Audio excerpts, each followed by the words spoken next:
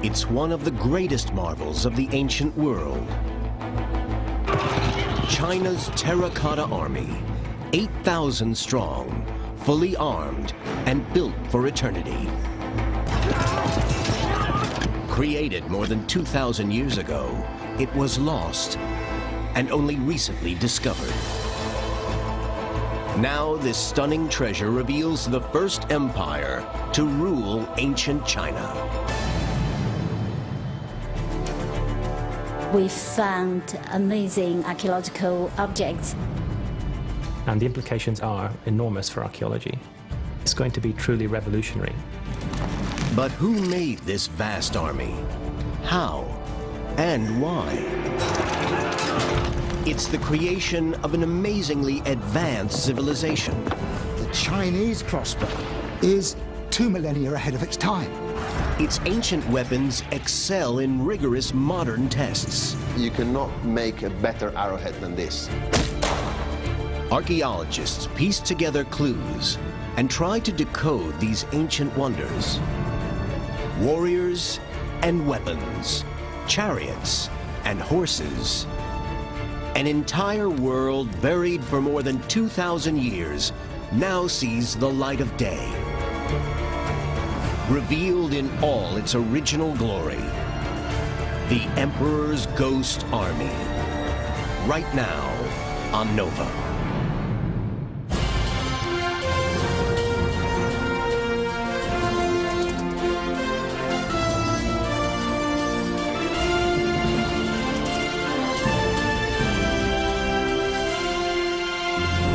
Major funding for NOVA is provided by the following.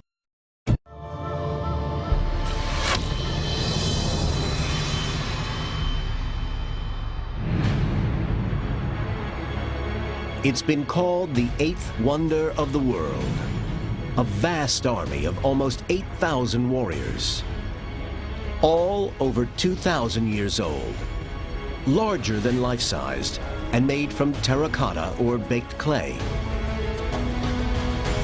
A stunning array of infantry, cavalry, and chariots. Creating on such an epic scale must have been an extraordinary challenge. How was it done?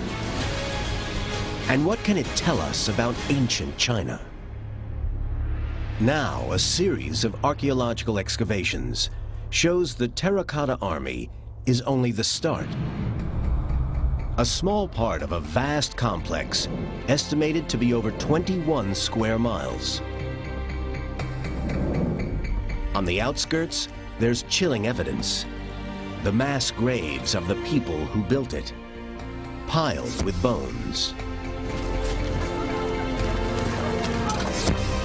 The site contains hundreds of subterranean tombs, filled not only with the clay warriors, but also birds, horses, musicians, and acrobats. All of this surrounds a huge man-made mound, the tomb of the man responsible for creating China's first empire. So far, archaeologists have excavated about 1,900 terracotta figures, only a fraction of the number believed to be buried in 3 major pits. Each figure is intricately detailed, weighs 300 to 400 pounds, and is made from 7 main parts.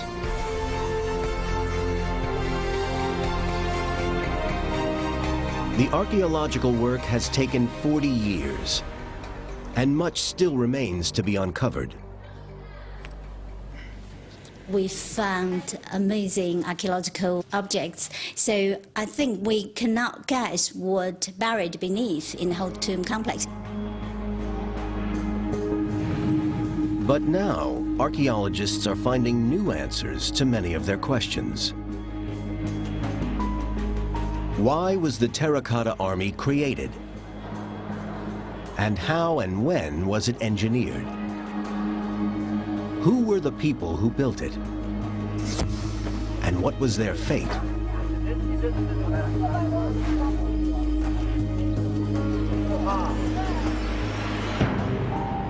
Scientists have dated the charcoal found in the pits, as well as the clay in the figures. All the evidence indicates that the terracotta warriors were made around 2,200 years ago, more than 200 years before the birth of Christ.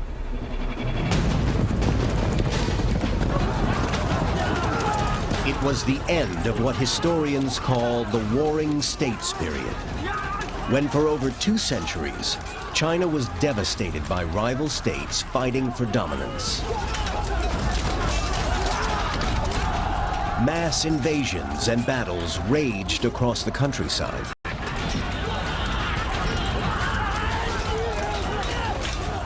But finally, one of those states conquered all the others and created the Terracotta Army. And all in a single lifetime. The great mystery is how. It's a mystery because the oldest surviving literary source was written nearly a century after the Terracotta Army was built by the father of Chinese history, Sima Qian, who wrote these classic records of the warring states and later dynasties. Surprisingly, he made no mention of the Terracotta Army, nor does any other source.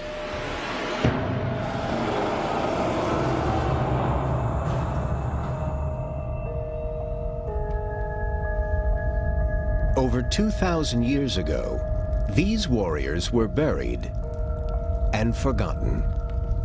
No one knew they ever existed.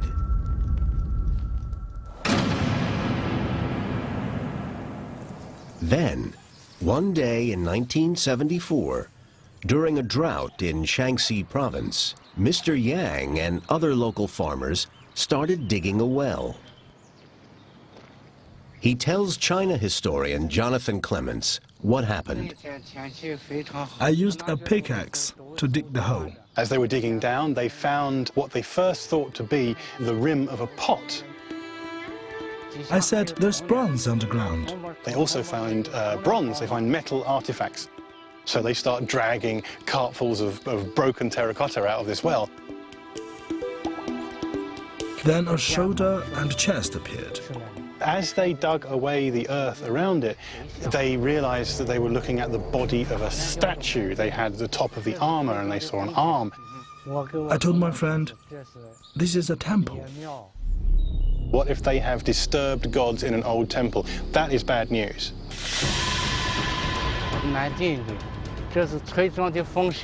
Of course, what he didn't know was the importance for the entire planet, because this is the most important archaeological finding in China of the last 100 years that you can look at and say ancient China was amazing.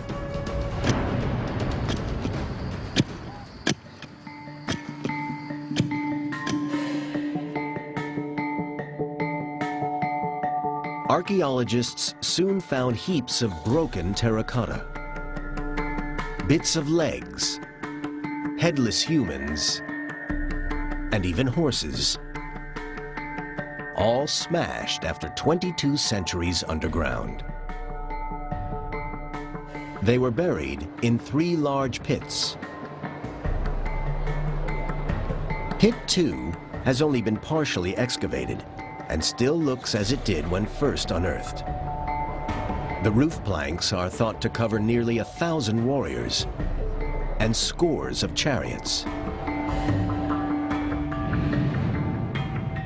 Pits 1 and 3 have also been partially excavated, and an elaborate restoration process begun, repairing hundreds of warriors and recovering their lances, arrowheads, and swords. It astounded the world when it was first discovered, and is truly unique. We have 5 ongoing archaeology sites in the mausoleum. The Terracotta Army Museum has become a major international tourist attraction, housing a vast treasure trove of ancient art, technology, and information. But can it be used to clarify how a 2,000-year-old culture overcame all the challenges of creating such an epic masterpiece? It's a mystery that a joint team from University College London and the Terracotta Army Museum is investigating. There are two types of visitors to the Terracotta Army. Some appreciate the beauty in the detail. You can choose any of these warriors and you will immediately admire the very personal facial expression, the individual hairstyle. Other people are more taken by the sheer scale of this site, its magnitude. How was it possible to orchestrate all the technological knowledge, all the resources, and all the manpower needed, and to do it so quickly? It was built in an amazingly short period, all within 37 years, the length of the reign of Qin Shi Huang, the first emperor of China.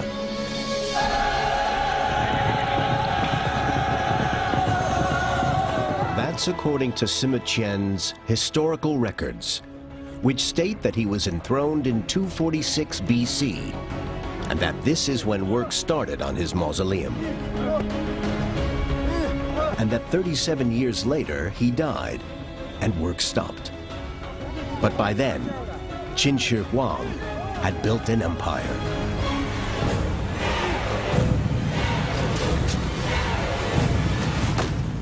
His Qin state ended over 2 centuries of war and conquered all its powerful neighbors.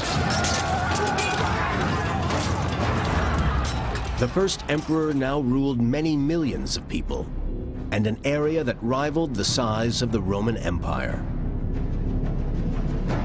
The Qin Empire gave its name to China, along with a legal system and one currency.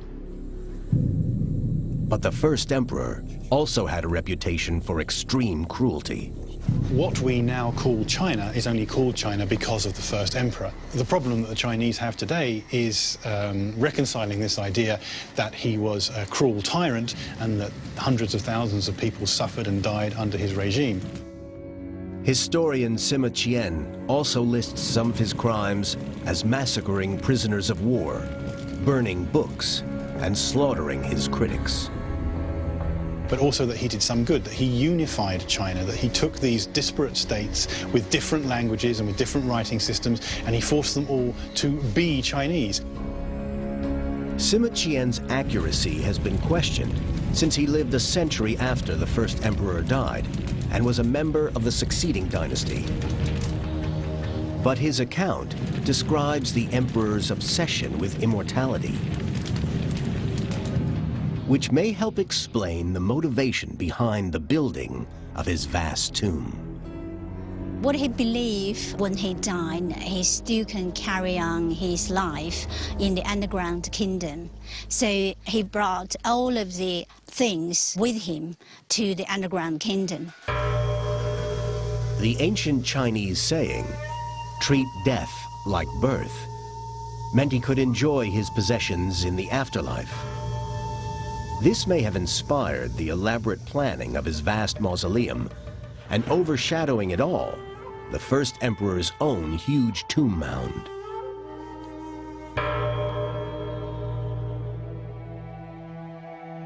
The grand historian said the imperial coffin was buried under the mound, which was originally 350 feet high.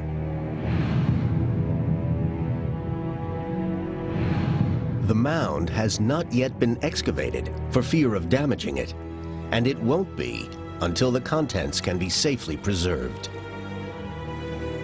But Sima Qian vividly describes how a model of the empire surrounded the bronze coffin, with miniature rivers of mercury flowing into seas and heavenly bodies on the ceiling above.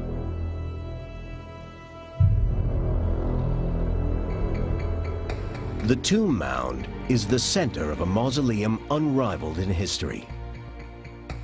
built so the emperor's afterlife matched his luxurious life before death. Dams diverted streams around the tomb. Over 300 coffins were filled with horse skeletons. Other pits held models of exotic animals and even members of the emperor's court. So we're finding musicians and acrobats and weightlifters. So we're seeing an entire culture revealed to us. This is not just a mausoleum, but an eternal pleasure palace. 2 half-sized chariots made up of over 3,400 parts. Each is pulled by 4 bronze horses. Their harnesses embellished with gold and silver. They got bronze chariot for his spirit to travel in the afterlife. And also he got terracotta warriors with him to protect him in the afterlife. Such beliefs may explain the creation of the terracotta army and why it is located a mile to the east of his tomb. It stands guard between the emperor's grave and the states he subjugated to the east. He may have feared that the spirits of his many victims would seek revenge in the afterlife. So perhaps the terracotta bodyguards were created to combat any threat from the underworld. The ongoing survey work has mapped the newest finds and shows the site is far larger than originally thought, covering the area of 10,000 football fields.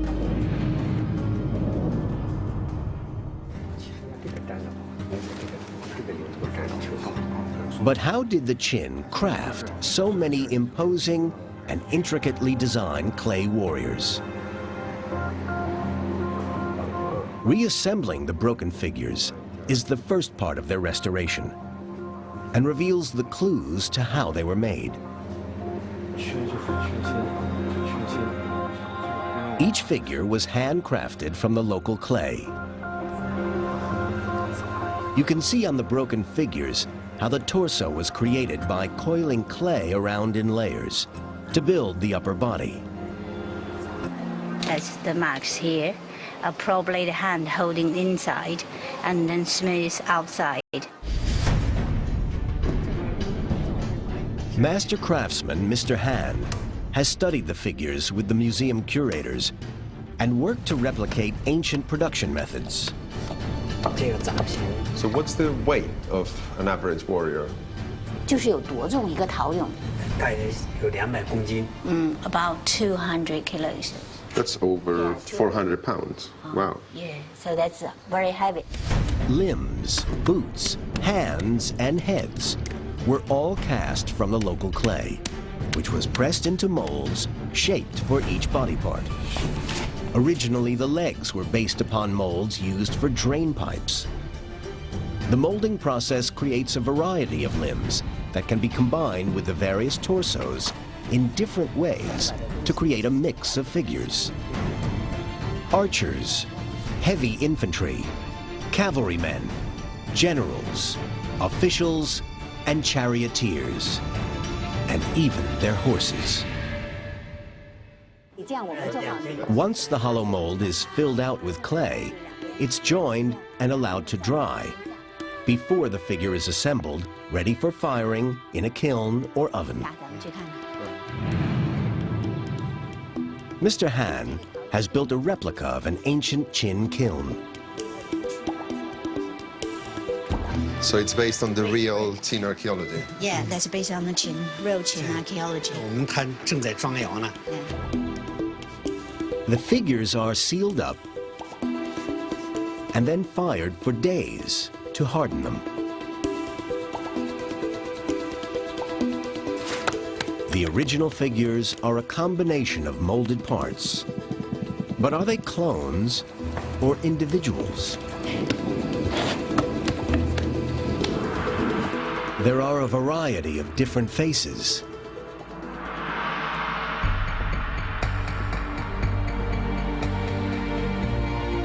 They are dark and light-skinned, with varying facial hair.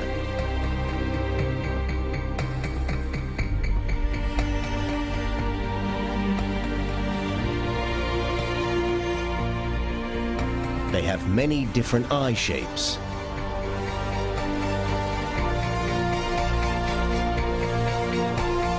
And a dazzling array of hairstyles and headwear. There are clearly differences among the figures, but is each one truly unique?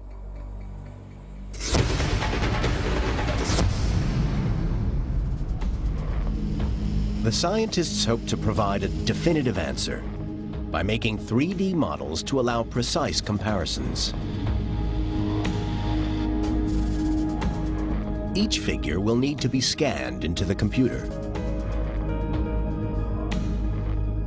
But 3D laser scanning is time-consuming and expensive. So Janice Lee is using a still camera as the first step in a process that will turn 2D pictures into 3D models.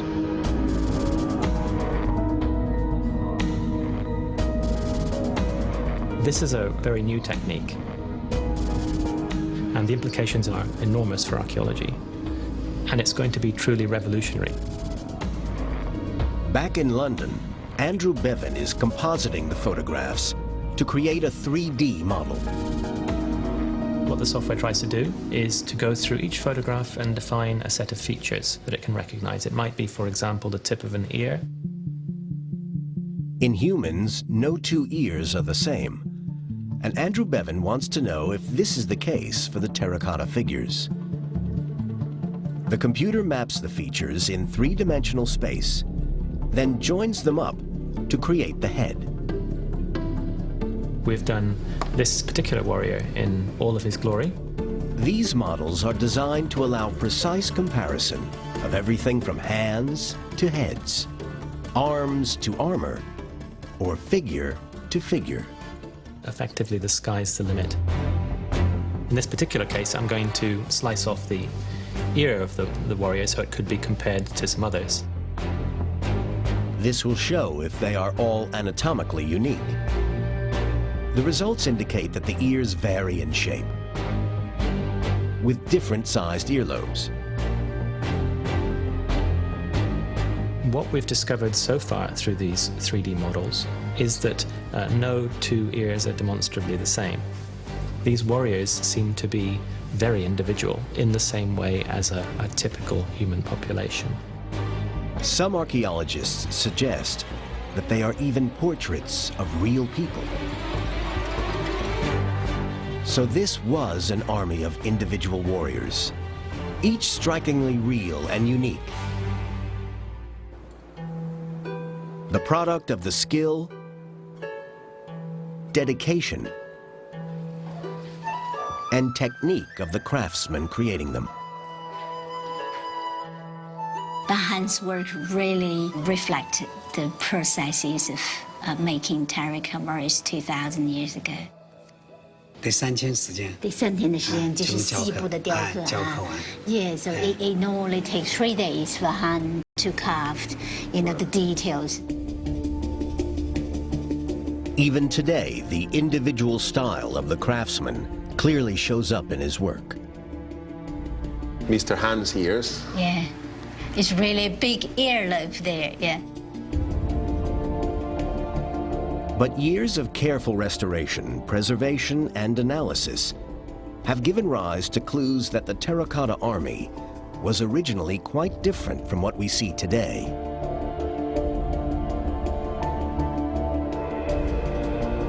Flakes of bright pigments still cling to the surfaces of torsos, hands, and heads, showing the warriors were once highly decorated and suggesting a colorful, even gaudy array when first created.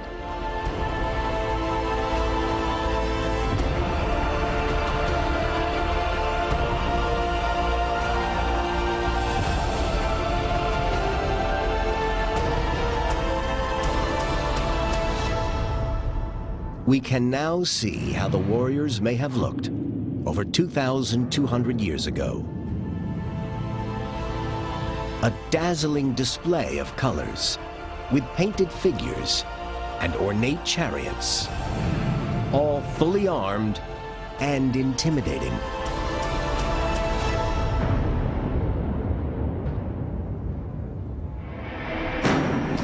But were they carrying sharpened war-grade weapons or merely symbolic representations?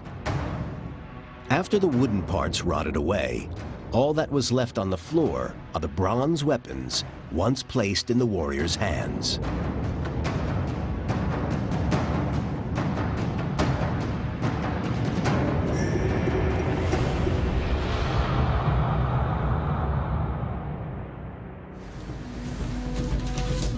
But how were these weapons made? And how were they used?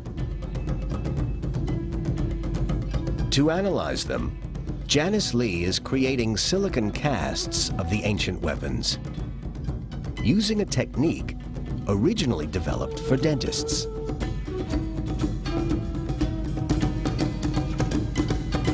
We use this silicon mold to get very clear impression on the surface. By putting the silicon impression under a scanning electron microscope, Janice Lee avoids any damage to the original weapon and can examine the blades in extreme close-up. The screen is filled by a tiny section of the blade. The marks show it was originally sharp and still is today. These parallel fine marks show that's really massive effort for sharpening these functional lethal weapons. So consistent. So you cannot do this by hand. Every one of the 40,000 arrowheads were sharpened by somebody on a wheel.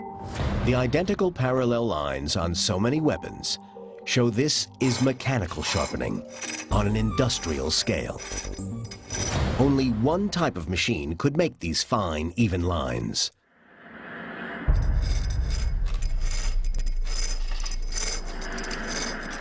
A rotary lathe that uses a spinning stone to sharpen blades. All the swords, all the lances, all the halberds, and every one of the 40,000 arrowheads have been sharpened in the same way. Combat damages the edges of bronze weapons. But the terracotta army ones are unmarked. There's no sign whatsoever of them having been used. These are freshly made weapons delivered directly to the terracotta army. I think it's obvious these are not representations for religious purposes. These are real lethal weapons made to kill. This is the earliest evidence of rotary lathes being used for sharpening weapons on an industrial scale anywhere in the world. No, really well done. This is fantastic. I think we are onto something exciting.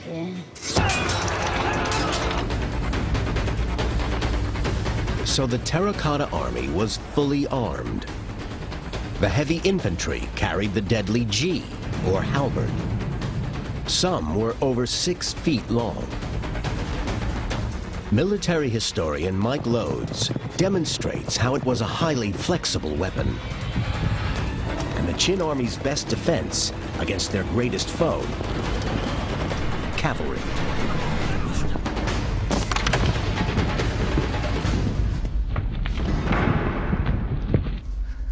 A major threat to all Chinese armies of all states was cavalry, both horsemen and charioteers, and the principal defense against them was the halberd.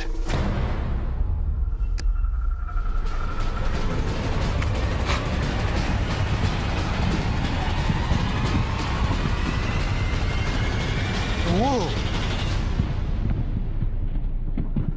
Now, obviously, I had to stop the horse there, or he would have impaled himself on the spear. And that's really the first function of the halberd. And you'll see it's got this cross piece, this transverse bar. So if I had gone hurtling into a line of halberds, this would have skewered the poor horse here, but it would have stopped. So the halberdier himself doesn't get trampled. He can also use the spike to take out the horse's legs. But what if the animal gets past the point of the halberd and I'm coming in with a lance? He could use his halberd to lift the point so that it's done that, and that's pushed it onto my throat, and he has pushed me, and where he can obviously be quickly dispatched.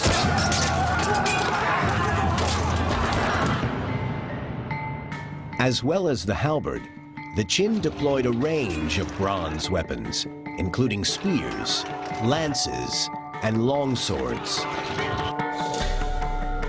But the ancient Chinese led the world in one particular branch of warfare: archery. A variety of pre-Qin sources show the Chinese invented the crossbow centuries before the first emperor. But how and why did it evolve to become the most effective offensive weapon of the age? The Chinese battlefield was full of arrow storms, storm after storm of arrows. But that takes skill and training. How could you do that with an army full of peasant conscripts that were there for a few months? Well, the answer was in the Chinese crossbow. Just a simple stock of wood easily mounts any bow. So the bow is already made. It fits onto there. And just with putting a crosspiece in there, you can lash that into position. None survive. This is a working replica.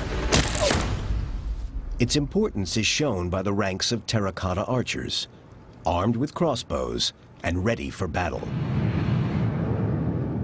But all that is left of the Qin crossbows after the wooden parts have rotted away are clusters of strange bronze objects found in the pits. This is a bronze crossbow trigger, one of the most sophisticated three-dimensional engineering mechanisms of ancient times. They were mass-produced, with all the parts made to fit together precisely, as historians of the day recorded. The annals of Lu Buai, who date to around the time of the first emperor, claim that if there's any misalignment in the parts of a trigger, it will not function.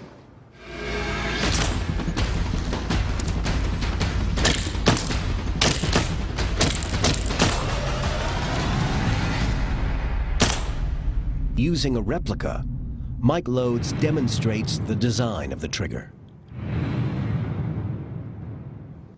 The real genius was the trigger. The bronze, the cast bronze trigger, produced to a standardized form in their hundreds of thousands. So it's got its very simple, interchangeable component parts. It comes apart very easily and it goes together very easily. And this whole assembly just drops into a pre-carved slot in the bow, and you have got a bow ready to shoot. The trigger locks tightly and can securely hold and smoothly release the power of the bow.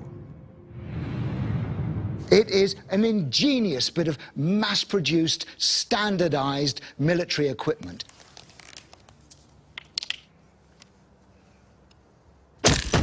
But any crossbow is only as deadly as its arrows. Over 40,000 arrowheads have been excavated from the pits.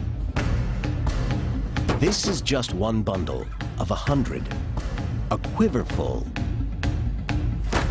discovered here in the middle of Pit 1. So what were these arrowheads made of? A portable X-ray fluorescence spectrometer is used to explore the details of Qin metalworking. This is today the simplest, fastest, even cheapest way we have of determining the chemical composition of something. It's only recently that we are beginning to use it in archaeology, bringing about a revolution in the way we can characterize materials. It shows the Terracotta Army's weapons are nearly all made from bronze, an alloy that's a mixture of copper, lead, and tin. At first, the researchers assume that every part of the arrow will be a single blend of bronze. This is telling us the recipe that the weapon makers had for each of the parts of their weapons. There's the head proper, and then what we call the tang, which would be inserted in the longer bamboo shaft. The tang contains 3% tin, 1% lead, and the rest is copper. So it tells us that this is a bronze with relatively low amounts of lead and tin. We can now turn it over. We can immediately see a relatively high tin content that's around 20%. This is an alloy that we know would be extremely hard. More tin makes for a harder, sharper arrowhead, but less tin makes the tang more flexible and less likely to snap.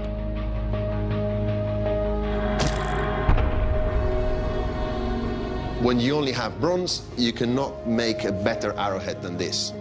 This is as good as a bronze weapon is going to get. So they used two different alloys of bronze in one fused section of the weapon, the arrowhead and the tang, the part connecting the arrowhead to the shaft. But how? Master forger Andy Lacey is experimenting, trying to reproduce the casting techniques developed in China over 2,000 years ago. You have your tang, precast, already exists. You can just insert it into the mold. You can see that it sits within the space that's the arrowhead. And then you put the top part on and clamp it together. Then you see the tang just sticks out there, and that's the funnel that will take the metal in.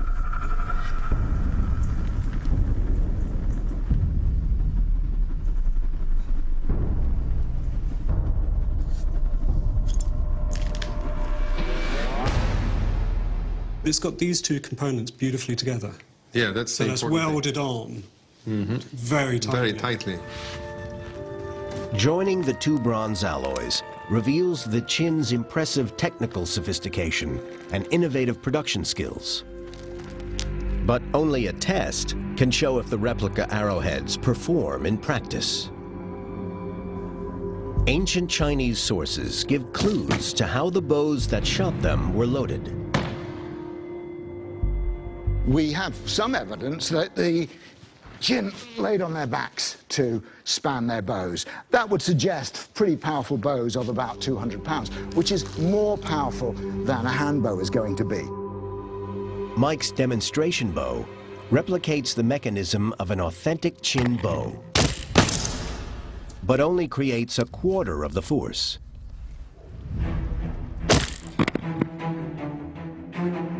And we're now shooting with more than 4 times the power. To test the replica arrows to the limit, he's using a modern bow with the 200-pound draw weight of the original Qin bows. It's devastating against ballistic gel. But how will it fare against Chinese armor? This is the level of armor that an arrow has to defeat. It's lamellar armor. That means you've got scales which overlap each other. And then behind that is soft textile armor. And you can see on the terracotta warriors, they're wearing quite bulky clothing. And armor is a composite defense of hard exterior with soft padding, and they've probably got felt coats under that. Deep inside here is a piece of pork to represent the human being inside. So that's the challenge an arrowhead has, delivering that crucial thump to the target. Safety off. Well, it's stuck in. It's done something. By God, and it's gone right through the pork. That is a dead enemy. It's actually gone right through, and it's come out the other side, through the pork, through 3 layers of hardened leather, through multiple layers of gathered silk, through a thick piece of felt, through a side of pork, and here it is out the other side. The Qin used the crossbow to powerful effect. In 223 BC, the Qin faced the vast Chu army on the banks of the Yangtze River. The Qin tricked them and then attacked with their devastating archers.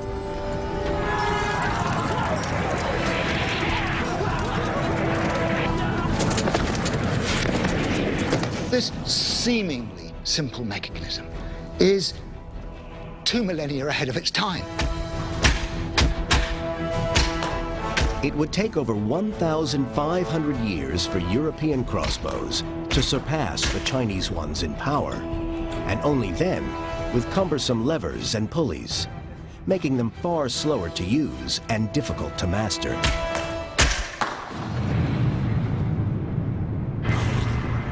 You can learn to use this in less than 2 minutes. And it enabled a peasant army to be converted into state-of-the-art troops.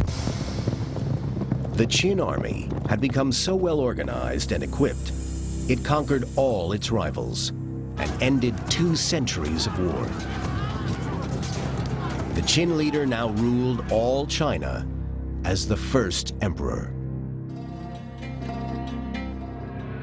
The historian Sima Qian, writing a century later from the perspective of a succeeding dynasty, describes a frenzy of book burning.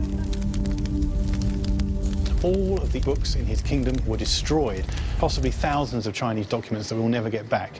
A terrible cataclysm for Chinese history and for Chinese historians. It was, according to Sima Qian, a descent into complete tyranny, as 700,000 workers were forced to expand the tomb complex. On the far western edge of the site, chilling evidence has revealed the dark secret behind the making of the terracotta army.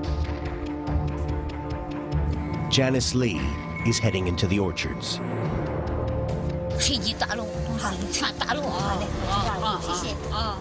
Where mass graves have been excavated, filled with the bodies of workers, including women and children, worn down by the relentless toil. Archaeologists also found leg and neck irons, while Sima Qian refers to some workers as convicts and men condemned to castration. The all-controlling Qin bureaucracy gave each body an inscribed death certificate or dog tag. Each is a moving testimony to an individual story of hard labor. 不耕织 is the builder's name.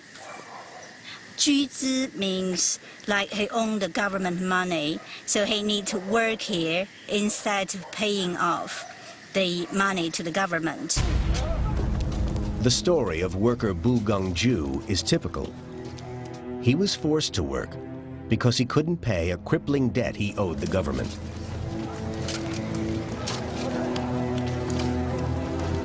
It was this forced labor that enabled the Qin to create the Chinese Empire. Protected with the earliest stages of the Great Wall, connected with intercity highways, and irrigated with networks of canals and locks.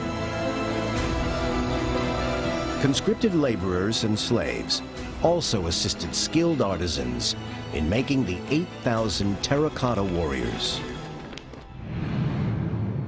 But how did the Qin do it all on such a vast scale and with such attention to detail?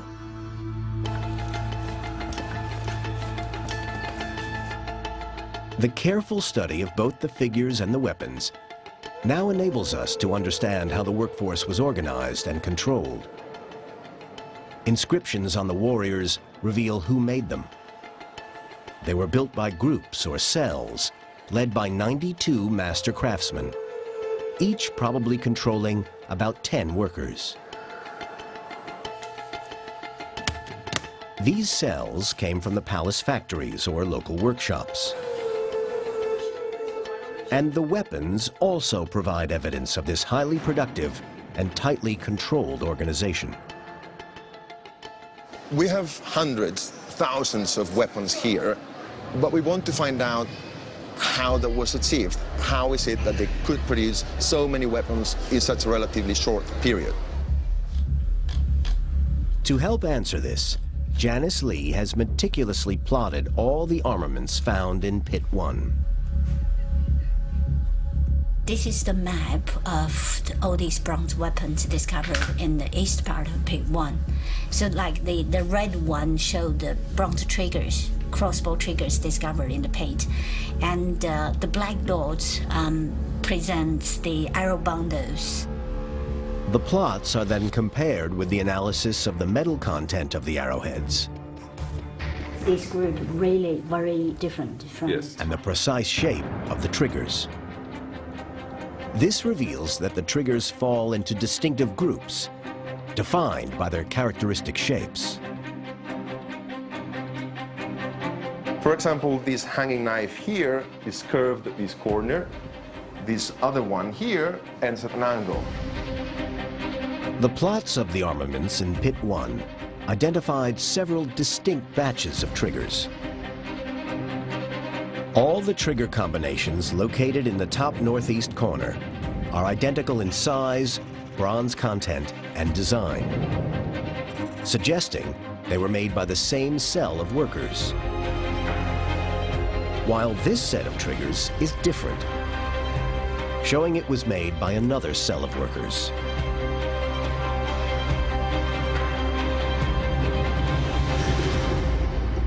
This is a series of cells working individually to create these metal weapons. All of these requires a very versatile workforce that can produce a sword today, a crossbow tomorrow, a halberd the day after, depending on what's needed as the work moves forward. The worker cells were trained to be not only productive, but versatile. I think this production model holds the key to understand how it was possible to produce something so colossal, so big, but also so sophisticated in a time window maximum 40 years, quite possibly less. Janice Lee has also found crucial evidence about how the workers were organized by decoding inscriptions chiseled into their weapons. They reveal a structure of strict supervision, where all the workers had to record their names. We can see individual workers working on different years of the reign of Qin. Above them, the craftsmen, foremen that would be working with them, the officials, and then on top of all, Lu Buwei, who was then the prime minister or the chancellor of Qin. The craftsmen at the bottom had to sign their names, so any substandard work could easily be traced. Sometimes people refer to this supervisory system for quality control as a carrot and stick system. If something was wrong with a particular weapon that didn't fit the standard, then one could identify worker Jing in particular and make him accountable for his error. Everything had to be perfect for an immortal army, created to defend the first emperor in his perpetual afterlife. And perfection was achieved through fear. Some recently discovered Qin legal codes detail a harsh system where even minor crimes had terrible consequences. The state of Qin didn't just define things like theft and murder as crimes. Incompetence was also a crime. So not meeting a particular standard of workmanship would also have been met with savage punishment. Maimings, you have tortures, you have executions. This was all part of the system the Qin had created to rule every aspect of life in the empire. It was called legalism.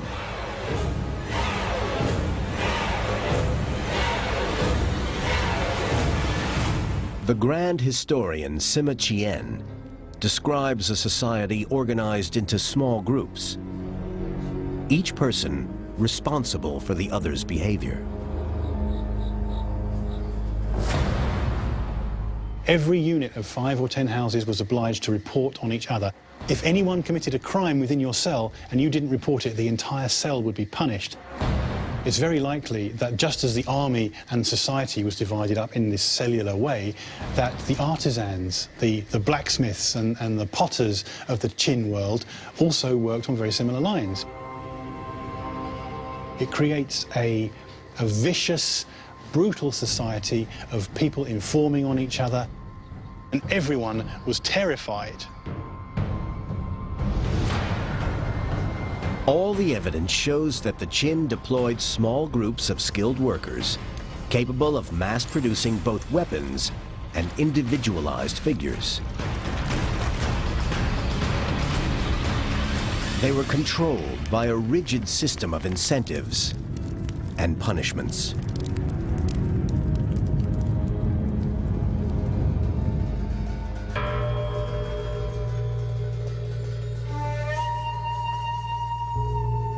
In 210 BC, 11 years after he conquered all his neighbors, the first emperor died.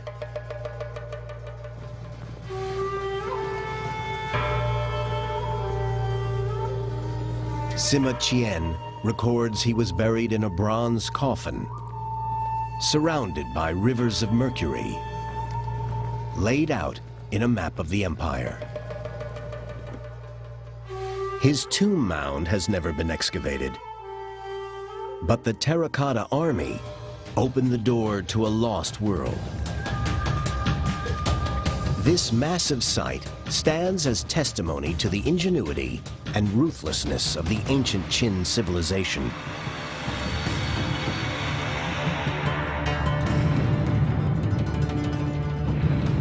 Its pioneering system of flexible manufacturing, combined with authoritarian rule, allowed it to create the eternal wonder of the terracotta army. This remarkable discovery gives a glimpse into how one small state created a vast empire, perhaps foreshadowing the rise of a superpower today: modern China.